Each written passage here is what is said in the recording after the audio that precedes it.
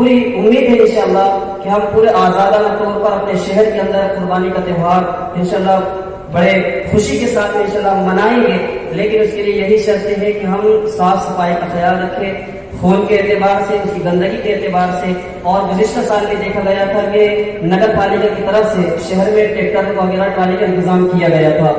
तकरीबन 5 से 6 ट्रैक्टरों का इंतजाम हमारे इलाके में उन्होंने किया था, जगह जगह पर खड़े किए थे, जहां पर यह हुक्म हमें हुआ था कि भाई अपने जो जानवरों की जो गंदगियां हैं उसको ले जाकर उस ट्रैक्टर में डाला जाए।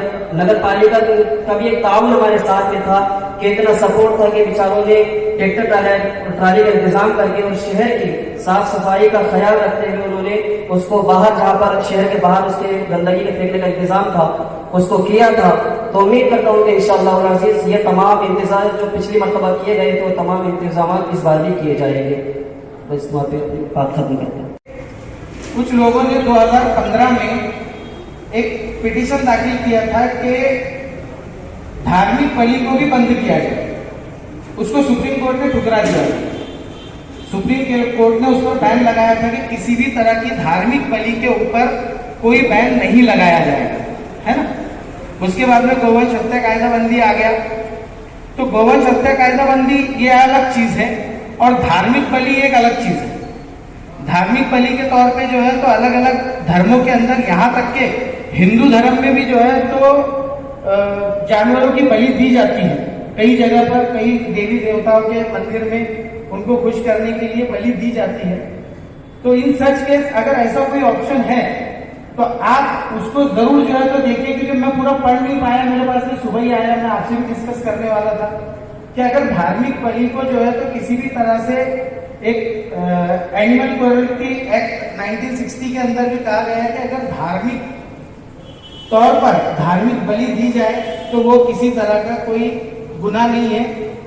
तो उसका अभी क्या चेंजेस हुए हैं वो मेरे को आइडिया नहीं है। तो इन सारी चीजों पर हम डिस्कस करके अगर ऐसा हो सकता है कि बकरा ईद जो है तो हमारी खुशी के साथ मन सकती है, जो हर साल होता है, प्रशासन हमको साथ देता है, तो हम चाहते हैं कि इस बार भी जो है तो उसका सही तरीके से पालन किया जाए, साफ सफाई रखी जाए। ये सारी चीजें तो आप लोग बोल चुके हैं, लेकिन जितनी फ्लेक्सिबिलिटी सर कुर्बानी के लिए, क्योंकि आज कुर्बानी की ईद के लिए जो है तो हम ये बात कर रहे हैं, तो बस मैं यही प्रशासन से रिक्वेस्ट करूंगा कि जितनी flexibility in terms of law, कानून के दायरे में रहते हुए जो भी फ्लेक्सिबिलिटी करते आ सकती है आप प्लीज कीजिए। कानून के बाहर नहीं, कानून के दायरे में। हम भी नहीं चाहते कि आपके जरिए से किसी को जो है तो आप पर इल्जाम लगाए कि भाई भुसावल के मुसलमानों के साथ में गायकवाड़ साहब या दूसरे पीआई साहब जो है तो बहुत ज्यादा फ्लेक्सिबल रह रहे, इनकी कोई जो है तो अलग मोहब्बत है।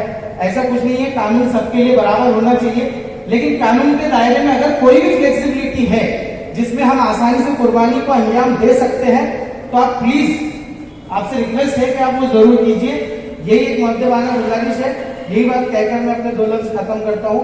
और हम और आप जिस देश में रह रहे हैं ये गुलाम देश नहीं है कि किसी की राय पर ही खाली चला जाए। इस देश में सबको रहने की स्वतंत्रता हासिल है, अपने दीन धर्म के एतबार से अपने काम को अंजाम देने का हक हासिल है। ये हिंदुस्तान के आईनों उसूल बता रहे हैं। रही बात हमें और आपको नमाज पढ़ना है, कोई कहेगा आप नमाज पढ़िए तो आप नमाज पढ़ेंगे। अल्लाह का हुक्म है नमाज पढ़िए, हाँ जाकर उखड़ले पर मत नमाज पढ़िए। जहां नमाज पढ़ने की जगह है वहां नमाज पढ़िए। अल्लाह का हुक्म है फसल ले रब्बिका वनहर, और तुम पर कुर्बानी अगर वाजिब है कुर्बानी भी कीजिए। कुर्बानी करने का जो ढंग दिया गया आप उसका दुरुपयोग ना करें। जिस तरीके से हिंदुस्तान के कुछ उसूल और ज़वाबित हैं, कवानीन हैं, उन कवानीन का पालन करते हुए हम और आप दुम्बा बकरा और वगैरह जो भी भैंस वगैरह जो भी अथॉरिटी है आपको कीजिए, नुमाइशी तौर पर उसको कुछ रोड पर ना लाइए। नाही, पण जर अशी बातमी आली की गोवंश जनावरांची कत्तल झालेली आहे, कुर्बानी झालेली किंवा बळी दिला गेलेला आहे, तर त्याच्यात कारवाई 100% होणार आहे, याच्यातही काही बदल होणार नाही। तर कृपया असं काही करू नका आणि आमचं काम वाढवू नका। बकरा ईद आहे, बकरा कापा, साजरं करा। दुसरं, रविवारच्या दिवशी उसी दिन आषाढ़ी एकादशी है, तो मैक्सिमम जो हिंदू समाज है तो उनके घर में उस दिन सुबह खिचड़ी ही बनेगी, शाम में खिचड़ी ही बनेगी। उनको अगर लगे भी कि संडे के दिन जो खाने वाले हैं मटन वो खाने, वो उस दिन कोई खाने नहीं देगा।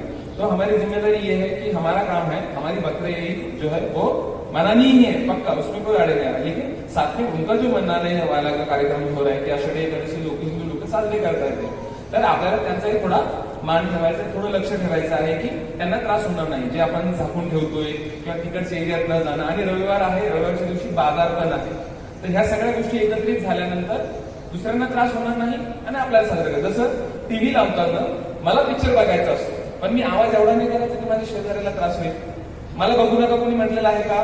नाही, माझं घर आहे, माझी टीव्ही आहे, मी बघू शकतो, पण मी आम्ही जर म्हटलं की नाही आता तर मला रात्री 12 वाजता मोठ्या आवाजात बघायचं, तर तो लिमिटेशन असतो। मग आपल्याला अधिकार आहे, हो आहे, त्याच्यासोबत जबाबदारी आहे, ती पण आहे। जबाबदारी ही की समोरचा जो आपल्या सोबतचा आहे त्याचा एक सण आहे, त्यालाही त्रास व्हायला। मैं एक बात और ये कहना चाहता हूँ इस मीटिंग से, तमाम मुसलमानों की जानिब से आप ये सब नोट कर लीजिए कि जो गाय है हमारी मुसलमानों की जानिब से मैं मांग रखना चाहता हूँ, और ये बात आप पूरे हिंदुस्तान में पहुंचे इस मीटिंग से कि जो गाय है मुसलमानों की मांग है कि उसको राष्ट्रीय पशु घोषित किया जाए। अब मेरी एक ही गुजारिश है पुलिस प्रशासन से कि पिछले साल बकरा ईद में हमारे जो घरों से जानवर खोल के लेके गए थे, तो वो जानवर उसमें कुछ कुर्बानी के जानवर नहीं थे, लेकिन फिर भी हमारे जानवर लेके चले गए थे। तो हमारा भुसावल शहर ऐसा शांतता वाला शहर है कि हमारे 20 से 25 जानवर ले आने के बाद भी हमारे लीडरों ने, हमारे गांव के लोगों ने बोले कि भाई कार्रवाई कर रहे हो। लेकिन मैं प्रशासन से एक ही विनती करूंगा, आप जिस तरह रमजान महीने में हम लोगों को तुमने सपोर्ट करे और हमारे लोगों ने भी सपोर्ट करे, तो ऐसा हमारा इच्छा सभी लोगों की है कि कुर्बानी के टाइम में भी थोड़ा हम लोगों को सरकारी काम देखेगा क्या आप आगे ना, ऐसा भी नहीं।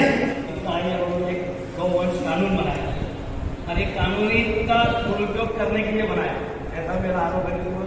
दूसरी पार्टी का और उसलिए कि आज हिंदुस्तान में बीफ एक्सपोर्ट पे 1 नंबर है। जब से सरकार है तो बीफ का एक्सपोर्ट पे हिंदुस्तान 1 नंबर पे आएगा।